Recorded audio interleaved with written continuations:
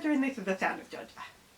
As I promised, today we have a Today in Julie Andrews History video, and we're going to be talking about A Fine Romance.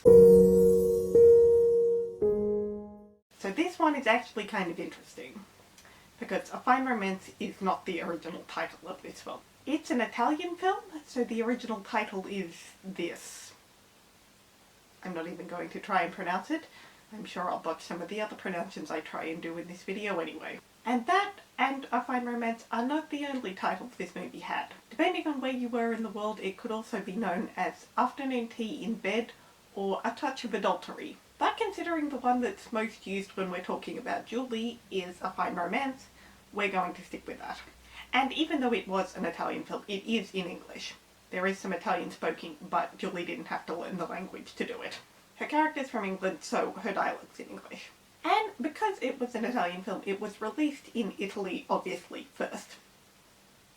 And it was actually released in Italy in 1991. But once again, I'm going with the English/US release date of the 15th of August 1992. The film was written by Ronald Hartwood, and it was based on the play by François Billedieu. I think that would be how you pronounce it, but I'm not sure. It was produced by Arturo and Massimiliano La Pena. Again, I don't know how to pronounce all this. And directed by Gene Saks. In addition to Julie, the other main lead was Marcello Mastroianni. Yeah, the guy from La Dolce Vita. Gosh, I found that movie long and annoying. I had to watch it at uni one day and I just felt like it was going on and on forever.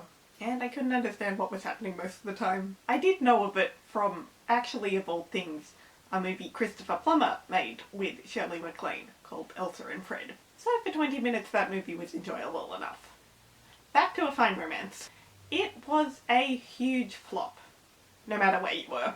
It's got a 5.0 IMDb rating, and it grossed in just under $16,500. $10,000 of that, so 2/3, was only on the opening weekend, and it went downhill from there. I made a video ages ago about the forgotten Julie Andrews films, and I think no one is more forgotten than this one. The main biography that I look at when I do Julie Andrews history videos is Julie Andrews, An Intimate Biography by Richard Sterling, and that book's about 300 pages long, maybe a bit more.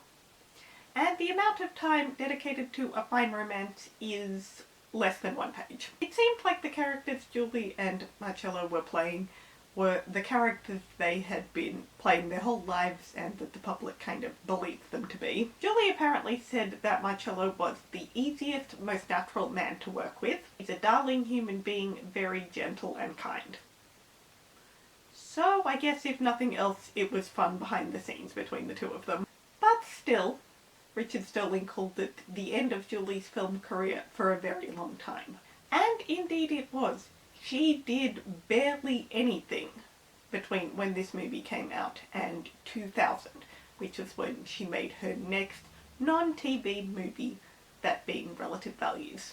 Right before Relative Values, there was One Special Night, which she did with James Garner, and there were maybe 2 other tiny little things in between that and A Fine Romance. But basically, she did not make another non-TV movie for about a decade, when you adjust for filming dates between these 2 movies. As to what A Fine Romance is about, in the story we have Pamela, played by Julie, and Cesario, played by Marcello, and they find out that their spouses are having an affair with each other. So her husband is sleeping with his wife, and they kind of band together, I guess, in a way to break this affair up, or at the very least understand what's going on. And you can kind of probably guess what happens between them. Though I don't think it is as simple as exactly what you're thinking.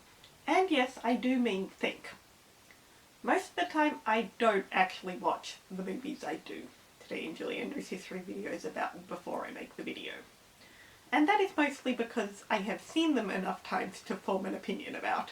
This one I've watched maybe twice.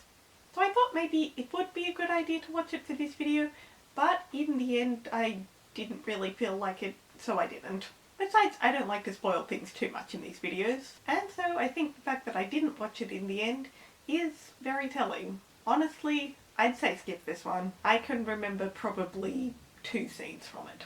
Looking at her film credits, it's certainly the one I remember the least about. And there are others I've watched only a couple of times, but I remember more. You can see her play this kind of character in plenty of other movies. So unless you are really into Julie or Marcello Mastroianni and want to see all the movies they make, or unless the plot sounds really interesting to you, honestly, I'd skip this one. But nevertheless, I hope you enjoyed the video, and if you have watched the movie or do watch the movie after watching this, please let me know what you think. I'm sure I will watch it again at some point. But that's everything I've got for today, guys. Stay safe, feel free to like and subscribe, and I'll see you in my video next time. So long, farewell!